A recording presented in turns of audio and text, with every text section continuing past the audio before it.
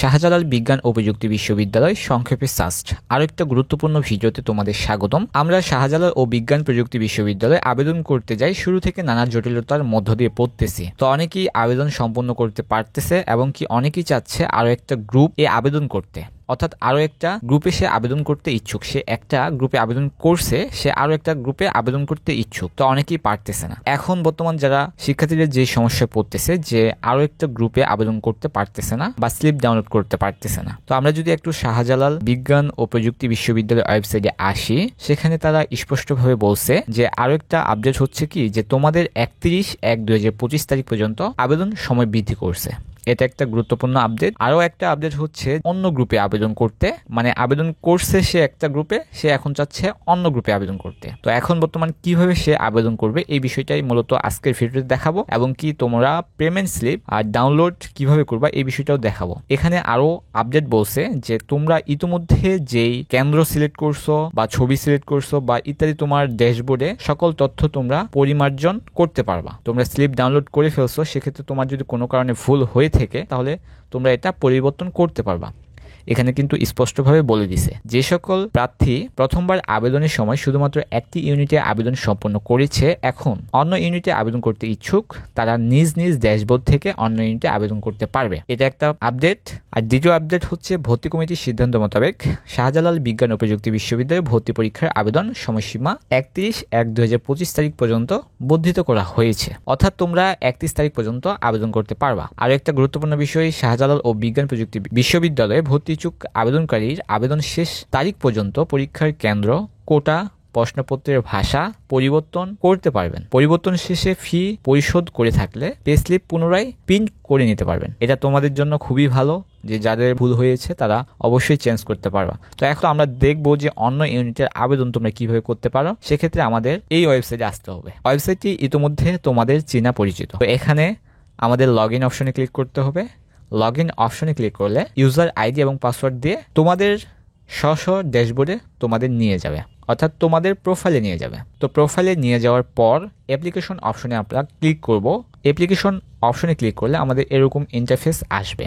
এখানে তোমাদের দেখো, তোমাদের যদি সেন্টার ভুল হয়ে থাকে, কোশ্চিন ল্যাঙ্গুয়েজ ভুল হয়ে থাকে, কোটা যদি তোমার দিতে কোনো কারণে ভুল হয়ে থাকে, অর্থাৎ সেন্টার, কোশ্চিন ল্যাঙ্গুয়েজ, কোটা যদি ভুল হয়ে থাকে তাহলে সেক্ষেত্রে তোমরা কিন্তু আপডেট করতে পারবা।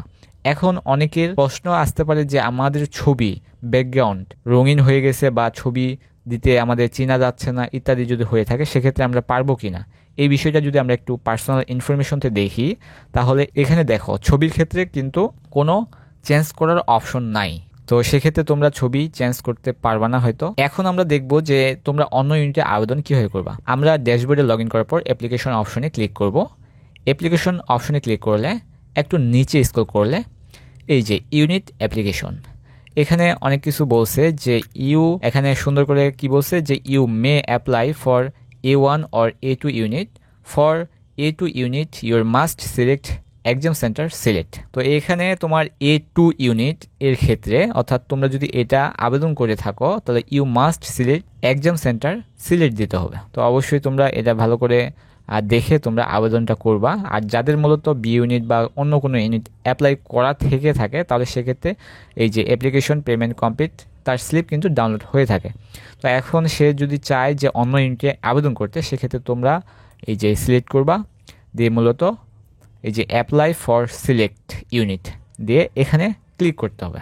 এখানে ক্লিক করে তোমাদের পেমেন্ট সম্পূর্ণ ঠিক আগের মতোই, অর্থাৎ তোমরা যে আবেদন করলা এর আগে পেমেন্ট কিভাবে টাকা পেমেন্ট করলা ওই ঠিক সেম প্রসেস। তো এখন মূলত তোমাদের ইউনিট সিলেক্ট করে মূলত অ্যাপ্লাই করতে হবে। তো এই হচ্ছে তোমাদের অন্য ইউনিটে আবেদন করার পদ্ধতি। তো এখানে আবেদন করার দেখার কোনো প্রয়োজন বোধ মনে হয় না। আর যারা চেঞ্জ করবা সেক্ষেত্রে এই আপডেট প্রিফারেন্স এখানে ক্লিক করবে। যদি তোমরা কোনো ধরনের চেঞ্জ করে থাকো সেক্ষেত্রে চেঞ্জ করার পর আপডেট প্রিফারেন্সে ক্লিক করবা। এই হচ্ছে তোমাদের আজকের শাহজালাল ও বিজ্ঞান ও প্রযুক্তি বিশ্ববিদ্যালয়ে ভর্তির একটা কিছু সংখ্যক আপডেট।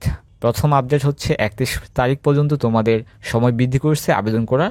যারা অন্য ইউনিটে আবেদন করবা অবশ্যই এই ডেটের ভিতর আবেদন তোমাদের সম্পূর্ণ করে ফেলবা। আর দ্বিতীয় আপডেটটা হচ্ছে তোমাদের কেন্দ্র, প্রশ্নপত্রের ভাষা নির্বাচন করতে যদি কোনো ধরনের সমস্যা বোধ হয়, অবশ্যই তোমরা সেটা পরিমার্জন করতে পারবা এই 31 তারিখ পর্যন্ত, এবং তোমরা পুনরায় প্রিন্ট স্লিপ ডাউনলোড করতে পারবা।